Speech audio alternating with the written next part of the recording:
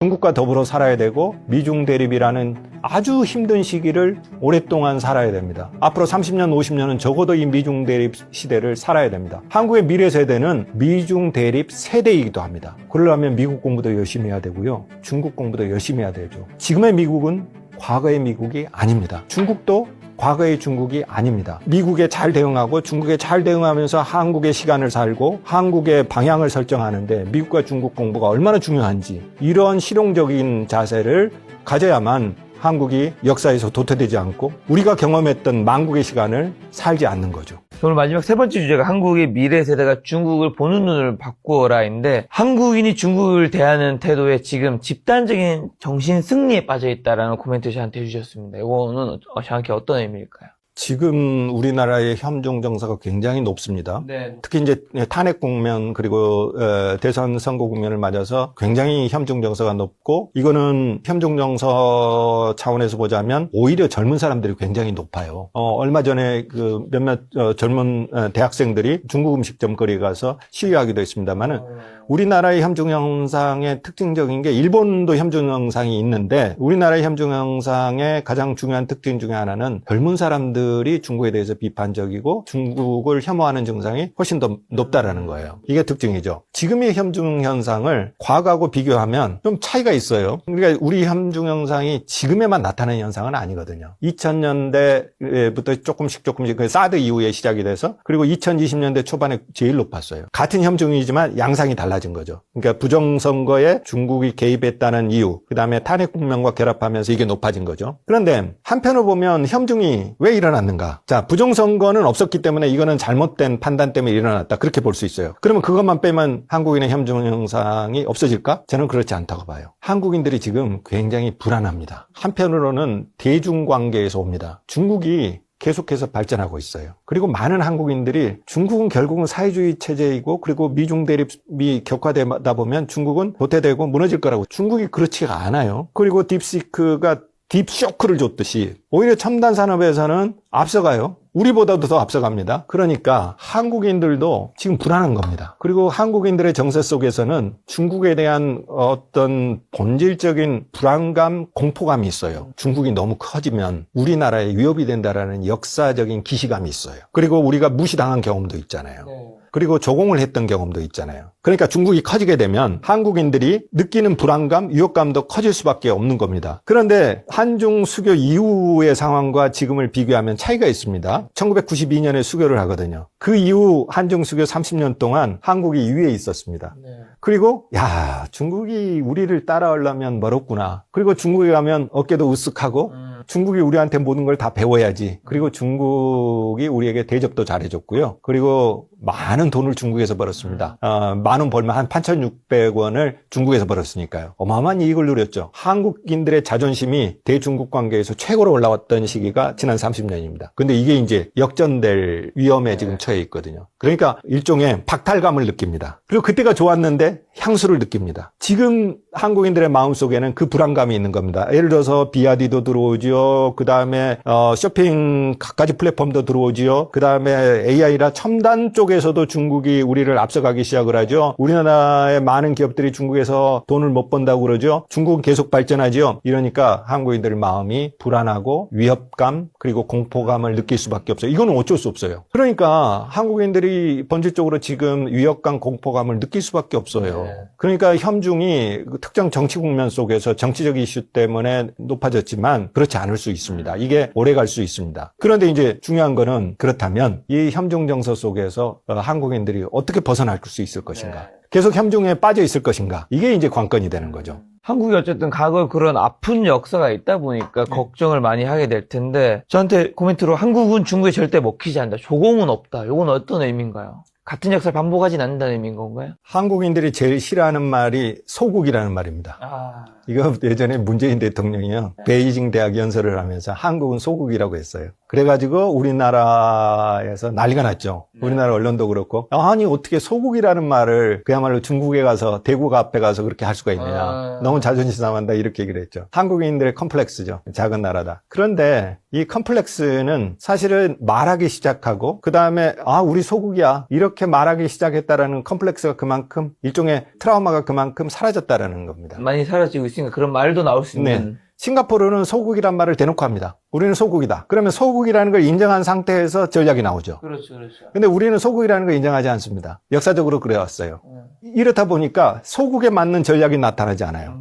근데 소국이란 말이 우리에게 왜 치명적인 약점이라고 생각하냐면 소국이라는 개념 속에서는 늘 억눌려 살아왔고 우리가 자주적으로 결정해본 경험이 없다라고 생각하는 거예요. 그리고 침략당했다. 우리는 이렇게 눈물의 역사를 살아왔다. 우리는 스스로 결정할 능력이 없어. 대국이 결정해야 우리는 따라가. 그래서 대국의 뒤만 따라가는 나라야. 남들이 이렇게 욕할까 봐. 그리고 사실 보면 그렇게 살아온 우리의 역사적인 부끄러운 경험이 있거든요. 그러다 보니까 소국이란 말을 쓰기 시작해요. 그런데 저는 소국이라는 말을 쓰면서부터 우리나라의 외교 전략이 시작된다고 보고 우리 국가의 생존 전략이 시작된다고 봐요. 또 하나, 이제는 소국이란 말 그냥 써도 됩니다. 사실 소국이라는 말을 과거처럼 큰 나라를 무조건 따라가고 큰 나라에 지배당하고 이런 개념으로 소국을 쓰던 시대는 지났습니다. 지금 대한민국 소국 아니잖아요. 조선시대 같은 소국 아니고 그 전 역사 시기에 있던 그런 소국 아닙니다. 물론 작은 나라지만 경제적으로 문화적으로 보면 얼마나 대국입니까? 그런데 한국인들의 의식 안에 여전히 소국 컴플렉스가 있는 겁니다. 그러다 보니까 늘 위축되고 그 다음에 결정을 다른 나라에 하는 대로 따라가야 되고 한국의 시간, 한국의 결정, 한국의 선택을 하지 않는 겁니다. 결정은 다른 나라들한테 맡기고 우리는 거기에 대한 대응밖에 없다고 생각하는 거예요. 한국이 주체적으로 우리의 시간 속에서 살면서 우리의 선택을 하고 우리의 방향을 정하고 그 속에서 주변 국가들과 어떻게 관계를 맺을 것인가 이런 사유 자체를 안 해요. 이렇게 되다 보면 정말 소국인 겁니다. 이게 소국이 아주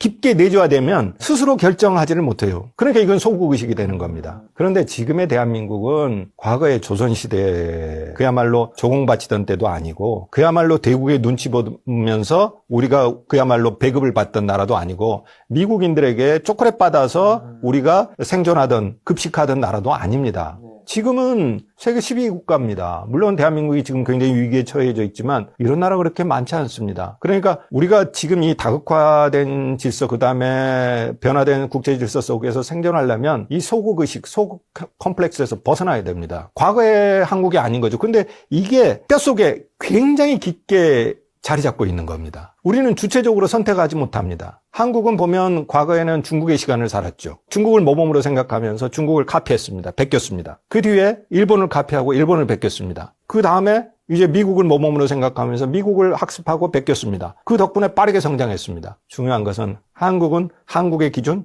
한국의 생각, 한국의 시간을 살아본 경험들이 그렇게 많지 않다라는 거예요.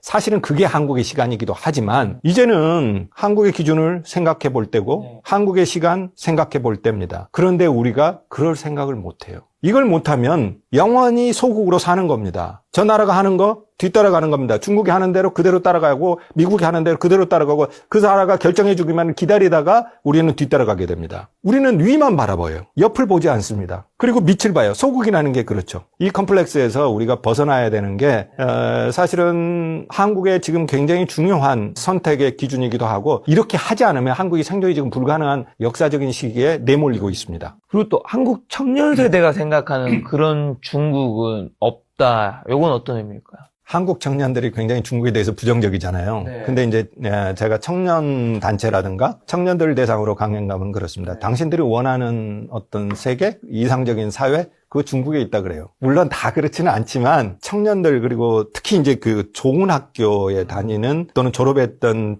청년 세대에게 능력주의가 굉장히 강합니다. 내가 충분히 능력이 있는데도 불구하고 충분하게 취업이라든가 이런 데서 대우받지 못하고 있다고 생각을 하는 거예요. 그러니까 이제 능력주의에 대한 요구가 굉장히 강하죠.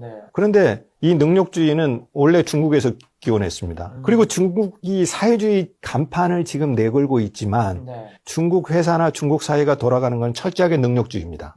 이건 어떻게 보자면 미국보다도 더한 능력주의 패러다임이 작동되는 게 중국이에요. 근데 이제 우리는 잘못 보고 있는 게 중국이 사회주의라고 그러니까 모든 사회의 어떤 작동 원리가 사회주의 평균주의에 의해서 작동될 거라고 생각하지만 중국은 전혀 그렇지 않다라는 거예요. 예를 들어서 이번에 딥시크를 개발한 양원펑이라든가 이런 사람들을 키우는데 철저하게 천재들을 키우잖아요. 걔네들은 아예 따로 뽑아요. 그리고 대학에서도 따로 교육합니다. 물리, 화학 하는 사람들, 잘하는 사람들, 그 사람들 특별 대우해줘요. 아예 트랙을 따로 만들어버려요. 우리는 똑똑한 사람들을 따로 뽑는 선발하는 트랙은 없어요. 근데 사회적 약자를 뽑는 트랙은 있어요. 예를 들어 농어촌이라든가 사회적 약자들을 하는 트랙들은 있어요. 이 사람들은 이게 쿼터제를 해가지고 짝짝 그 사람들끼리만 경쟁하게 만들어져요. 근데 중국은 예를 들어 농어촌 출신이라고 하더라도 중국은 이제 성으로 보는 쿼터는 있지만 예를 들어서 소수민족에게 우대를 주거든요. 근데 소수민족 학생들을 우대할 때도 거기다 가산점을 줘요. 그들끼리만 경쟁하게는 안 해줘요. 이게 참 보면 중국이 참 살벌한 사회고 살벌한 경쟁 사회인 거예요. 그리고 대학에 오면 아예 초등학교 때부터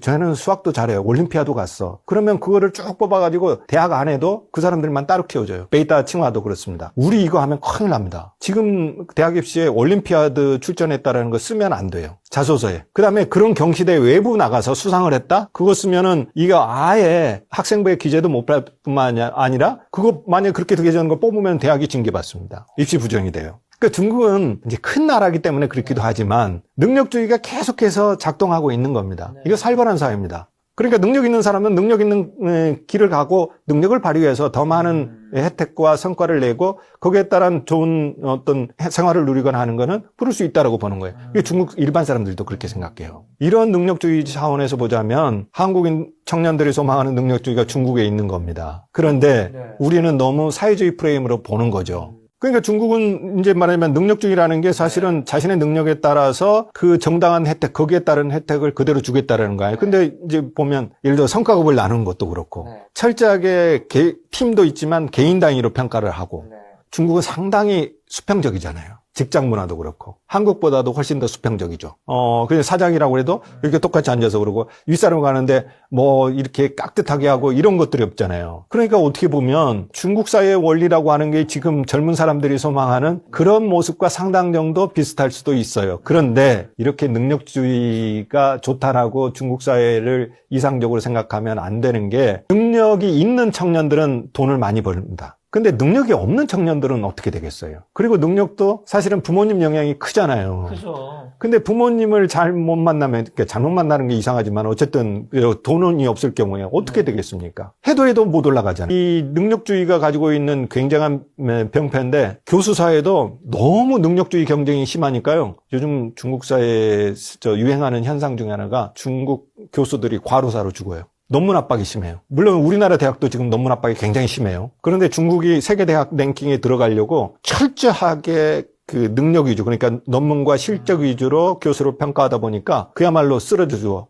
그제도 홍콩 뉴스에 나왔어요. 젊은 학자들이 그 성과 실적을 못 맞추는 겁니다. 죽어라고 하다가 그야말로 과로사로 죽는 현상들, 이게 나타나고 있는 거죠. 자, 그럼 중국도 그러면 우리나라처럼 인구 감소 고령화로 인한 위기 같은 것이 좀 있나요? 중국의 가장 큰 문제가 지금 고령화, 지금도 부담이지만 장기적으로 큰 부담이 될 수밖에 없죠. 그리고 인구 정책을 그런 측면에서 보자면 조금 늦게 변화시켰다 이렇게 볼 수가 있는데 장기적으로 중국 경제에 큰 부담이 될 수 있고 이거는 중국 정부도 굉장히 크게 정책적 비중을 두면서 인정하는 바입니다. 밑에 지금 젊은이들은 계속 줄어들고 있고 그리고 젊은이들은 실업에 지금 내몰리고 있는데 지금 인구가 줄어들고 있는 셈이죠.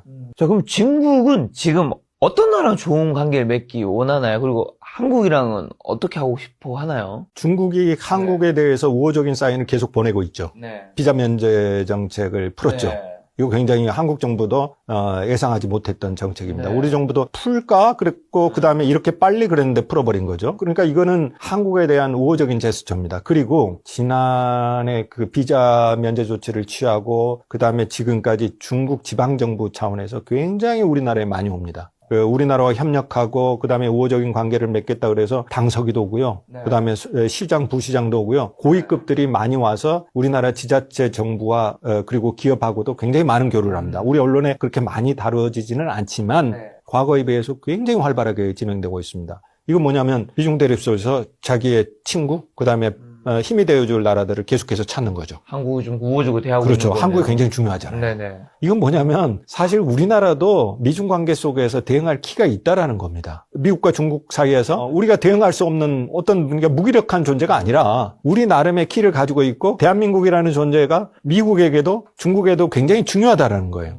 우리는 사실 늘 그 생각만 하죠. 우리한테 중국이 얼마나 중요하고 우리한테 미국이 얼마나 중요한데 이 생각만 하지만 두 나라 입장에서 보면 한국이 굉장히 중요한 겁니다. 이 생각을 하게 되는 계기가 중국이 최근에 한국에 대해서 굉장히 우호적으로 나오고 그 다음에 이제 우호적인 제스처를 하죠. 그리고 글로벌 사우스, 동남아, 미국이 외교적으로 실패했던 나라들 이런 나라들의 적극적인 관심을 통해서 미국을 에워싸는 거죠. 그런데 미국은 이제 이걸 막아야 되잖아요. 그래서 이제 미국이 중국에 대해서 압박도 하지만 한편으로 다른 나라에 대해서 중국과 그런 관계 하지 마. 니들도 중국 관세 좀 높여.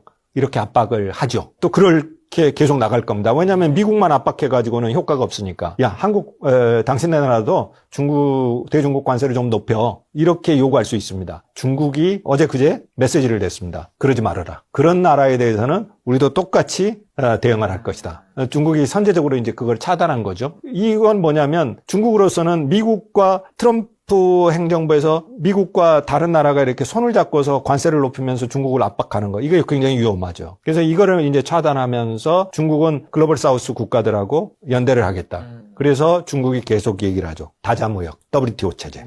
왜냐하면 글로벌 시대에, 세계화 시대에 혜택을 본 나라가 한국과 중국이거든요. 그러니까 그 WTO제를 복원하자. 다자주의 복원해야 된다. 이 얘기를 제일 많이 하는 나라가 지금 중국이 됐죠. 이 다자주의를 통해서 중국이 보는 혜택을 누리기도 하고 세계 체제를 WTO 체제로 복원시키는 것.